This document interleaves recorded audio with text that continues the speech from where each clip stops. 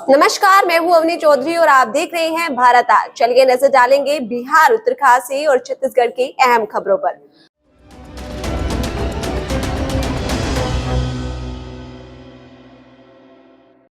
उत्तरकाशी में देर रात भूकंप के झटके महसूस किए गए। बता दें, रात करीब 2 बजे के आसपास भूकंप आया था। भूकंप की तीव्रता रिएक्टर पैमाना पर 3.1 रही। वहीं भूकंप की गहराई जमीन से 5 किमी नीचे मापी गई। भूकंप की तीव्रता कम होने के चलते जानमाल की कोई हानि की खबर सामने नहीं आई है। उत्तराखंड के डोईवाला के जोली ग्रंट एयरपोर्ट विस्तारीकरण से प्रभावित होने वाले लोगों ने अपनी मिट्टी, अपने खेत, अपना घर, अपनी दुकानें बचाने को लेकर बैठक की, जिसमें क्षेत्र के तमाम लोगों ने शिरकत की। कि सरकार हमको यहाँ से भगा रहे हैं, हम नहीं जाना चाहिए यहाँ से। कहाँ जाएंगे हम दोबारा तिबारा है? कितने बार उठेंगे हम यहाँ से?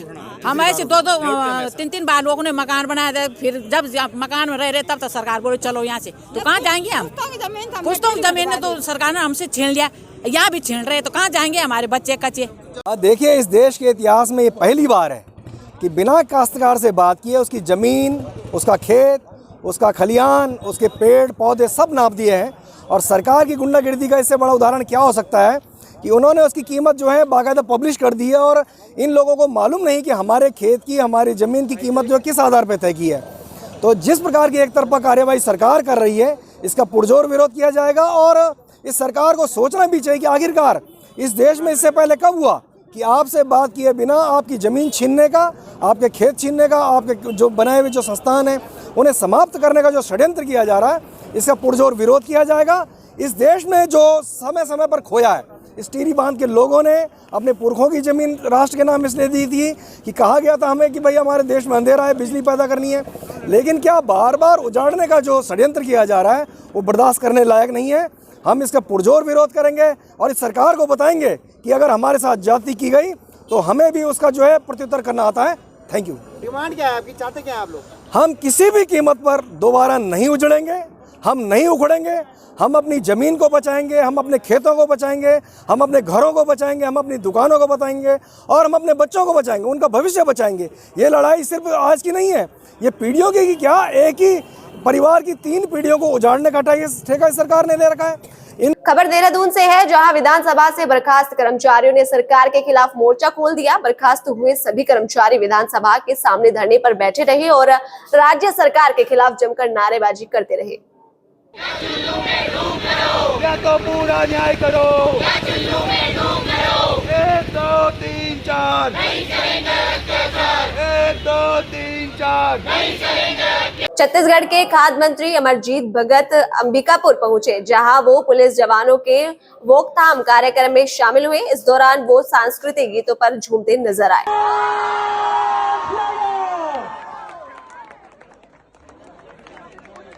एक बार बोलना है, स्वस्थ रहेगा सरगुजा तभी तो। क्या बात है। सुगर फ्लैग ऑफ सेरेमनी हो चुके हैं।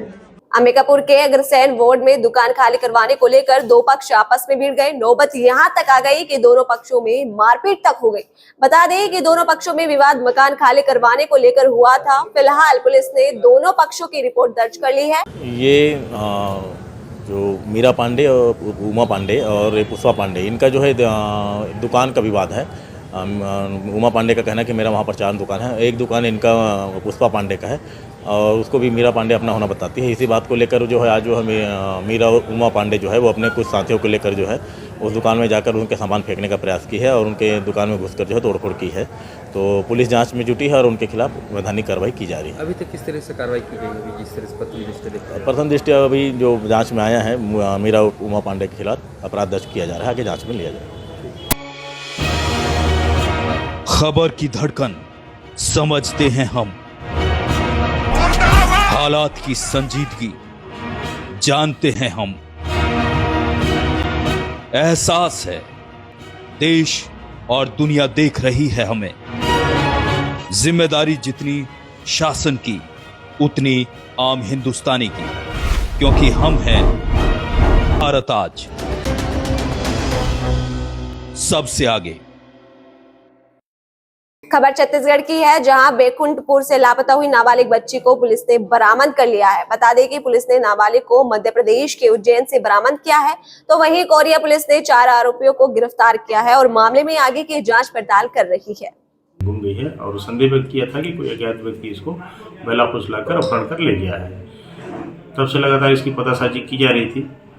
ऑपरेशन मुस्कान के तहत अभी पतासाजी की जा रही थी और उसके दौरान उसका उज्जैन में पता चलने पर टीम उज्जैन रवाना की गई थी, जहां से पीड़िता को बरामद किया गया और उसके बताए अनुसार कि उसको यहाँ से बेला फुसला कर ले जाने में कुल 3 लोगों का हाथ था और उसके साथ फिर उसकी शादी करा दी गई थी वहाँ पे और वहाँ वो रह रही थी, जिस वजह से मामला पंजीबद्ध करके उनको जेल भेजा गया। किसके साथ शादी करवाई गई थी वहाँ पर? एक कमल जाट नाम है उनका। कौन कौन गिरफ्तार किए गए हैं और क्या? इसमें सहयोगी उसके बड़े भाई महेश जाट और यहाँ लोकल के 2 सहयोगी हैं, परमेश्वर पनिका और संतोष। बिहार में शराब से हुई मौतों के बीच एक शराब बांटने का वीडियो वायरल हुआ है। बता दें कि मामला समस्तीपुर जिले का है, जहां रोसड़ा नगर में मुख्य पार्षद पद के प्रत्याशी के समर्थन में एक व्यक्ति विशेष के द्वारा शराब बांटे जाने का वीडियो सामने आया है। वीडियो में एक महिला उम्मीदवार के पति शराब बांटता दिखाई दे रहा है और कह रहा है कि महिला प्रत्याशी को वोट दिया जाए। बता दें कि दूसरे पक्ष के उम्मीदवार के लोगों ने शराब बांटते देखा और वीडियो वायरल कर दिया। एक वीडियो वायरल हुआ था, हमें भी प्राप्त हुआ था। वो वीडियो को एसडीपीओ रोसड़ा को जांच के लिए दिया गया है, उसकी सत्यता की जांच करके आगे की कार्रवाई करने का निर्देश दिया गया। खबर बिहार के मधुपुरा से है, जहां बीते दिनों नगर परिषद के चुनाव शांतिपूर्वक संपन्न हुए। बता दें कि 142 मतदान केंद्रों पर तकरीबन 1 लाख मतदाताओं ने वोट डाला। पुलिस की कड़ी निगरानी के बीच ये वोट डाले गए हैं। अगली 20 दिसंबर को प्रथम चरण की मतगणना होगी। बताया गया है कि डीएम स्वयं पूरे इलाके पर नजर रख रहे हैं। धर्म कर्म जीवन संस्कार, कैसा रहेगा आज आपका हाल? क्या कहता है आपका राशिफल? देखिए भारत आज के साथ आज का राशिफल। दरभंगा में भाकपा माले नेता देवेंद्र कुमार ने पुलिस अधीक्षक के कार्यालय का घेराव किया। आपको बता दें कि रजवाड़ा कांड को लेकर उन्होंने प्रशासन पर आरोप लगाते हुए कहा है कि बदले की भावना से कार्रवाई की गई है। उन्होंने कहा है कि प्रशासन गरीबों को बसाने के बजाय उजाड़ने का काम कर रही है, जबकि सरकार का स्पष्ट निर्देश है कि बिना वैकल्पिक व्यवस्था के गरीबों को ना उजाड़ा जाए। लेकिन दरभंगा जिला प्रशासन भाजपा के दबाव में आकर गरीबों के घर को बुलडोज कर रही है। 4 दिनों से दरभंगा एसएसपी को पूर्व सूचना के आधार पर 17 सूत्री मांगों को लेकर न्याय और इंसाफ के लिए पिछले 8 महीने से कृष्ण कुमार शर्मा जो बिरौल के हैं वो अपहरित है, उसकी बरामदगी नहीं हो रही है। जनता दरबार से लेकर लोग कई बार एसएसपी साहब के दरबार में गुहार लगा चुके हैं, लोग थक चुके हैं और इस भरी ठंड में न्याय के लिए लोग 4 दिन से धरना पर बैठे हुए हैं। दरभंगा के एसएसपी सूद नहीं ले रहे थे। रजवाड़ा कांड जो चर्चित कांड है, वहाँ वीडियो फुटेज पर आज तक कार्रवाई करती रही है पुलिस, लेकिन पहली बार मनीगाछी में रजवाड़ा कांड है जहां वीडियो फुटेज दरभंगा के एसएसपी और आईजी के लिए कोई मायने नहीं रखता। हम लोगों ने कहा वीडियो फुटेज पर कार्रवाई करिए और वीडियो फुटेज में जो आते हैं उनको जेल में बंद करिए। एक तरफा निर्दोष लोगों को माले नेता पप्पू खां सहित अशोक पासवान पर मुकदमा करके जेल में बंद कर दिया गया है। ये न्याय अन्याय चल रहा है। दरभंगा में अपराधी खुलेआम घूम रहा है, दरभंगा में अपराधियों का संरक्षण चल रहा है और गरीबों पर झूठा मुकदमा लाद करके जेल में बंद किया जा रहा है। दरभंगा में बरियोल गांव है, कमतौल थाना है, कमतौल थाना में जगन्नाथ राम की हत्या मजदूरी मांगने पर की गई। ग्रामीणों ने न्याय और इंसाफ की लड़ाई में सड़क पर आया तो उल्टे ग्रामीणों पर मुकदमा दर्ज करके उसको जेल में बंद किया जा रहा है और हत्यारा खुलेआम घूम रहा है।